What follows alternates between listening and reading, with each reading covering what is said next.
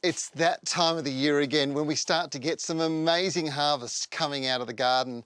And this one has to be one of my favourite trees. It's the pawpaw or papaya.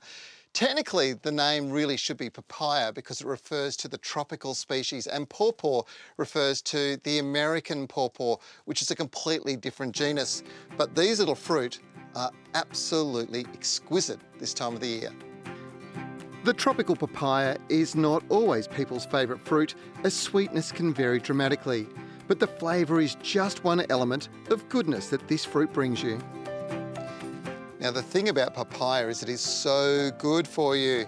It aids in digestion, so if you've got problems like heartburn or reflux, this is a great fruit to end a meal with, particularly those heavy meals, meat meals where you just basically have a small piece. And because it's got this enzyme in it, which actually softens meat, it helps break down the food, it helps reduce that reflux. It's absolutely delicious.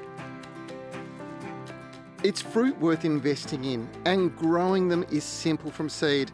If you plant seed now, you'll get many plants. Pop them into pots and keep them in a warm spot, ideally a glass house, over winter, and then plant out in October, November as the ground really starts to warm, in a nice sunny spot.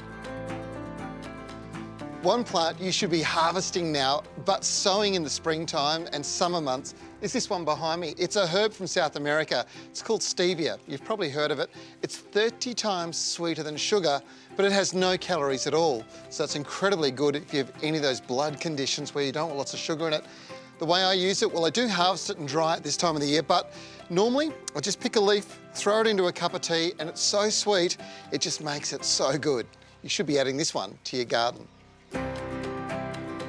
For those of you wanting to lose weight without cutting back too hard on the things that you love the most, then this might be something you want to try growing. It's a shrub, but it's not the plant above the soil you'll be interested in. It's what's going on underground that's amazing. So this is it, the famous ground apple or yarkon, and it is an incredible plant, so good for you. Now, a lot of the goodness gets down to the fibres inside. They stay in your gut a long time and it improves your gut health dramatically. The other thing is that it is sweetened by a non-soluble polysaccharide, a non-soluble sugar that actually binds with the other sugars in your gut and takes them out of your system. It's absolutely delicious and fantastic when added to salads, and also just eaten raw, just like an apple.